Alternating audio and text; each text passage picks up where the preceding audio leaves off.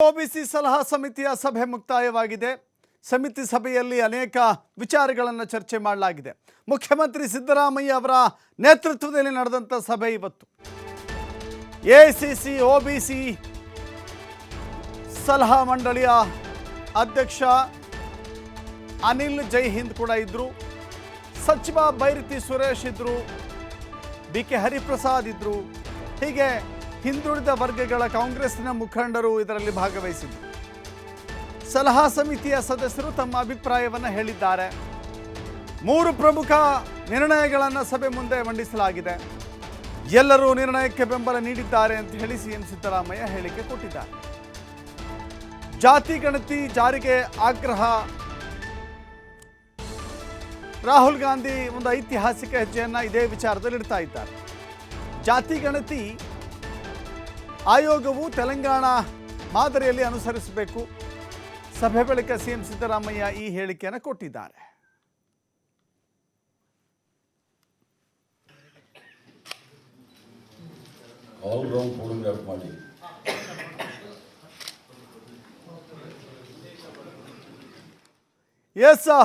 ಸಲಹಾ ಸಮಿತಿಯ ಸಭೆ ನಡೆದಿದೆ. ಕೊನೆಗೂ ಕೂಡ ಇದೇ ಸಭೆಯ ವಿಚಾರಕ್ಕೆ ಅನೇಕ ರೀತಿಯ ಚರ್ಚೆಗಳು ಶುರುವಾಗಿದ್ವು.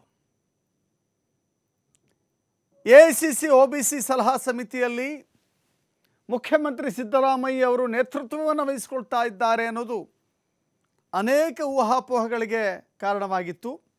ಅಂತಿಮವಾಗಿ ಅವರು ಅಧ್ಯಕ್ಷ ಸ್ಥಾನವನ್ನು ವಹಿಸಿಕೊಂಡಿಲ್ಲ. ಬದಲಾಗಿ ಆ ಸಭೆಯಲ್ಲಿ ಒಬ್ಬ ಸದಸ್ಯರಾಗಿ ಭಾಗವಹಿಸ್ತಾ ಇದ್ದಾರೆ.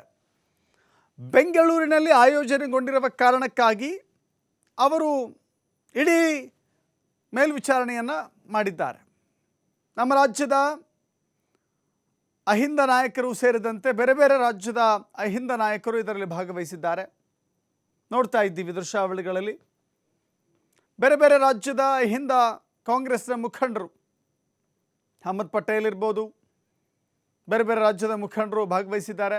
ಅದರ ಮೂಲಕ ಅನೇಕ ವಿಚಾರಗಳನ್ನು ಚರ್ಚೆ ಮಾಡ್ತಾ ಇದ್ದಾರೆ.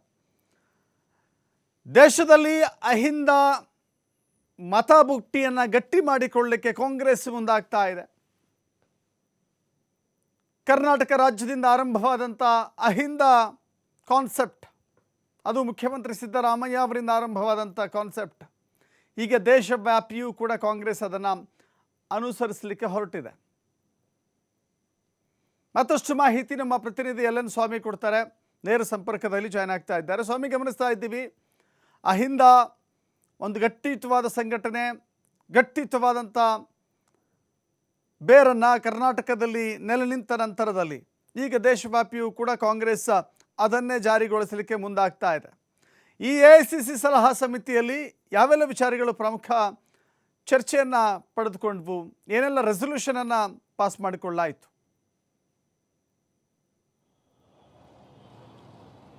ದಶರಥ್, ರಾಜ್ಯದಲ್ಲಿ ಅದು ವಿಶೇಷವಾಗಿ ಬೆಂಗಳೂರಿನಲ್ಲಿ 2 ದಿನಗಳ ಕಾಲ ಎಐಸಿಸಿ ಒಬಿಸಿ ಸಲಹಾ ಸಮಿತಿಯ ಮಂಡಳಿಯ ಸಭೆ ಯಶಸ್ವಿಯಾಗಿ ನಡೆದಿರುವಂಥದ್ದು. ಪ್ರಮುಖವಾಗಿ ಈಗಾಗಲೇ ಜಾತಿ ಜನಗಣತಿ ಜಾರಿಗೆ ಸಂಬಂಧಪಟ್ಟಂತೆ ಮತ್ತೆ ಆ ವಿಚಾರಗಳು ಸಾಕಷ್ಟು ಚರ್ಚೆಗೆ ಬರ್ತಾ ಇದೆ, ಮುನ್ನೆಲೆಗೆ ಬರ್ತಾ ಇದೆ. ಹಾಗಾಗಿ ಇದನ್ನು ಯಾವ ರೀತಿ ಮುಂದೆ ತೆಗೆದುಕೊಂಡು ಹೋಗಬೇಕು, ರಾಷ್ಟ್ರಾದ್ಯಂತ ಯಾವ ರೀತಿ ಒಂದು ಜಾತಿ ಜನಗಣತಿ ಸಮೀಕ್ಷೆಯನ್ನು ಮಾಡಿಸ್ಬೇಕು ಎಂಬುದರ ವಿಚಾರಕ್ಕೆ ಸಂಬಂಧಪಟ್ಟಂತೆ ನಿನ್ನೆ ಹಾಗೂ ಇವತ್ತು ಸಿಎಂ ಸಿದ್ದರಾಮಯ್ಯನವರ ನೇತೃತ್ವದಲ್ಲಿ ಒಬಿಸಿ ಸಲಹಾ ಸಮಿತಿ ಮಂಡಳಿಯ ಸಭೆ ಯಶಸ್ವಿಯಾಗಿ ನಡೆದಿರುವಂಥದ್ದು. ಪ್ರಮುಖವಾಗಿ ಈಗಾಗಲೇ ಇದರ ಹಿಂದೆ ನೋಡೋದಾದರೆ ರಾಜ್ಯದಲ್ಲಿ ಜಾತಿ ಜನಗಣತಿಯ ಒಂದು ಸಮೀಕ್ಷೆ ಆಗಿತ್ತು. ವರದಿ ಕೂಡ ರಾಜ್ಯ ಸರ್ಕಾರ ಕೈಗೆ ಸೇರಿತ್ತು. ಕ್ಯಾಬಿನೆಟ್ನಲ್ಲಿ 3-4 ಬಾರಿ ಚರ್ಚೆ ಆಗಿದ್ರು ಕೂಡ ಪರ ವಿರೋಧ, ಅಂದರೆ ಪಕ್ಷದಲ್ಲೇ ಪರ ವಿರೋಧ ಹೆಚ್ಚಾಗಿತ್ತು. ಹಾಗಾಗಿ ಅದನ್ನು ಜಾರಿಗೊಳಿಸಬೇಕಾ ಬೇಡವಾ ಎಂಬ ಚರ್ಚೆ ಕೂಡ ಈಗ ಸಿಎಂ ಸಿದ್ದರಾಮಯ್ಯನವರ ಮುಂದಿತ್ತು. ಇದನ್ನು ಹೊರತುಪಡಿಸಿದ್ರೆ, ಅಂದರೆ ರಾಜ್ಯಾದ್ಯಂತ ಜಾತಿ ಗಣತಿ, ಒಂದು ರಾಜ್ಯದಲ್ಲಿ ಜಾತಿ ಜನಗಣತಿ ವರದಿ ಜಾರಿಗೆ ಒಂದು ಕಡೆ ಮುಂದಾದರೆ, ಮತ್ತೊಂದು ಕಡೆ ಕೇಂದ್ರದಲ್ಲಿ ಅಂದರೆ ಕಾಂಗ್ರೆಸ್ ಎಐಸಿಸಿ ನಾಯಕರು ಸೇರಿದಂತೆ ಏನು ಸಂಸದ ರಾಹುಲ್ ಗಾಂಧಿ ಅವರು ಕೂಡ ಈ ಜಾತಿ ಜನಗಣತಿಯನ್ನು ರಾಷ್ಟ್ರಾದ್ಯಂತ, ಅಂದರೆ ದೇಶಾದ್ಯಂತ ಮಾಡಬೇಕು ಎಂಬ ವಿಚಾರಕ್ಕೆ ಸಂಬಂಧಪಟ್ಟಂತೆ ಸಾಕಷ್ಟು ಚರ್ಚೆಯನ್ನು ನಡೆಸಿದ್ದು, ವಿವಿಧ ಪ್ರಚಾರಗಳಲ್ಲೂ ಕೂಡ ನಾವು ಜಾತಿ ಜನಗಣತಿ ಪರವಾಗಿದ್ದೇವೆ ಎಂಬ ಆ ವಿಚಾರ ಸಂದೇಶವನ್ನು ತಲುಪಿಸಿದ್ರು. ಹಾಗಾಗಿ ಯಾವಾಗ ಕಾಂಗ್ರೆಸ್ ಒಂದು ಕಡೆ ಜಾತಿ ಜನಗಣತಿ ಸಮೀಕ್ಷೆಗೆ ಮುಂದಾಗಿತ್ತು, ಅದೇ ಆ ಸಮಯದಲ್ಲೇ ಕೇಂದ್ರ ಸರ್ಕಾರ ಕೂಡ ನಾವು ಜಾತಿ ಜನಗಣತಿ ಸಮೀಕ್ಷೆಗೆ ಸಿದ್ಧರಾಗಿದ್ದೇವೆ, ನಾವು ಸರ್ವೆ ಕೂಡ ಮಾಡಿಸ್ತೀವಿ ಎಂಬ ಘೋಷಣೆಯನ್ನು ಮಾಡಿತ್ತು. ಈ ಘೋಷಣೆಯ ಹಿಂದೆ ಸಾಕಷ್ಟು ರಾಜಕೀಯ ವಿಚಾರಗಳು ಚರ್ಚೆ ಆಗ್ತಾ ಇತ್ತು. ಒಂದು ಕಡೆ ಕಾಂಗ್ರೆಸ್ಗೂ ಕೂಡ ಸಾಕಷ್ಟು ಹಿನ್ನಡೆ ಆಗಿತ್ತು ಅಂತಲೇ ಹೇಳ್ಬೋದು. ಇದರಿಂದ ಎಚ್ಚೆತ್ತುಕೊಂಡಂತಹ ಕೈ ನಾಯಕರು ಅಂದರೆ ಕಾಂಗ್ರೆಸ್ ನಾಯಕರು ಈಗ ಮತ್ತೊಂದು ಸ್ಟ್ರಾಟಜಿಯನ್ನು ಉಪಯೋಗಿಸಿರೋಂಥದ್ದು, ದೇಶಾದ್ಯಂತ OBC ಸಭೆಗಳನ್ನು ನಡೆಸಿ ಆ ಮೂಲಕ ಒಂದಿಷ್ಟು OBC ಸಮುದಾಯಗಳನ್ನು ತನ್ನತ್ತ ಸೆಳಿಬೇಕು ಅನ್ನೋದಕ್ಕೆ ಈಗ ಕಾಂಗ್ರೆಸ್ ನಾಯಕರು ಮುಂದಾಗಿರುವಂಥದ್ದು.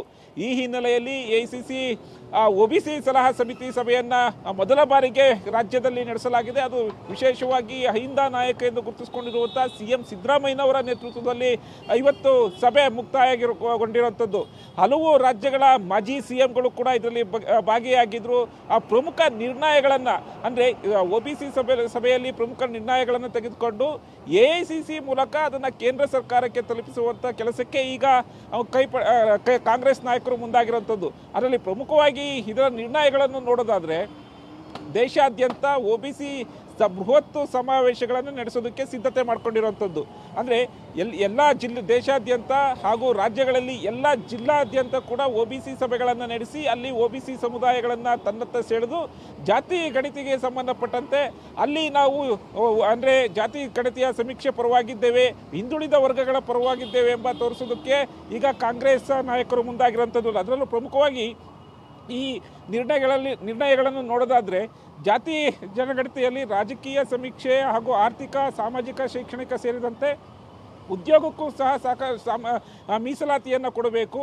50% 75% ಮೀಸಲಾತಿಯನ್ನು ಹೆಚ್ಚಿಸಬೇಕು. ಇದು ಖಾಸಗಿ ವಲಯಕ್ಕೂ ಕೂಡ ನಿರ್ಣಯ ಮಾಡಬೇಕು ಅನ್ನೋದು ಒಂದು ಸಭೆಯಲ್ಲಿ ಪ್ರಮುಖವಾದ ಒಂದು ನಿರ್ಧಾರವನ್ನು ತೆಗೆದುಕೊಂಡಿರುವಂಥದ್ದು. ಅಂದರೆ ಜಾತಿ ಗಣತಿ ಮಾಡಿಸ್ಬೇಕಾದ್ರೆ ಒಂದು ಒಟ್ಟಾರೆಯಾಗಿ ಎಲ್ಲವನ್ನು ಸಮೀಕ್ಷೆ ಮಾಡಬೇಕು. ಅಂದರೆ ಸಾಮಾಜಿಕ, ಆರ್ಥಿಕ, ಶೈಕ್ಷಣಿಕವಾಗಿ ಎಲ್ಲವನ್ನು ಕೂಡ ಆರ್ಥಿಕವಾಗಿ, ಸಾಮಾಜಿಕವಾಗಿ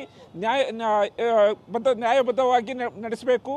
ಇದಕ್ಕೆ ಸಂಬಂಧಪಟ್ಟಂತೆ ಮೀಸಲಾತಿಯನ್ನು ಜಾರಿಗೆ ತರಬೇಕು. ಅದರಲ್ಲೂ ಉದ್ಯೋಗದಲ್ಲೂ ಕೂಡ ಮೀಸಲಾತಿಯನ್ನು ಜಾರಿಗೆ ತರಬೇಕು. ಇದನ್ನು ಖಾಸಗಿ ವಲಯಕ್ಕೂ ಕೂಡ ಮೀಸಲಾತಿ ಇಡಬೇಕು ಅನ್ನೋದು ಪ್ರಮುಖವಾದಂಥ ಒಂದು ನಿರ್ಣಯ. ಹಾಗಾಗಿ ಈ OBC ಸಭೆಯಲ್ಲಿ ಪ್ರಮುಖವಾಗಿ ತೆಗೆದುಕೊಂಡಂಥ ಒಂದು ನಿರ್ಣಯಗಳೇನೆಂದರೆ, ಒಂದು ಕಡೆ ದೇಶಾದ್ಯಂತ OBC ಸಭೆಗಳನ್ನು ನಡೆಸೋದು, ಅಲ್ಲಿ ಪ್ರಮುಖವಾದ ಒಂದು ನಿರ್ಣಯಗಳನ್ನು ತೆಗೆದುಕೊಂಡು ಒಂದಿಷ್ಟು ಸಮುದಾಯಗಳನ್ನು ತನ್ನತ್ತ ಸೆಳ್ಕೊಳ್ಳೋದಕ್ಕೂ, ಮತ್ತೊಂದು ಕಡೆ ಓಕೆ ಥ್ಯಾಂಕ್ ಯು ಸ್ವಾಮಿ. ನಿಮ್ಮೆಲ್ಲ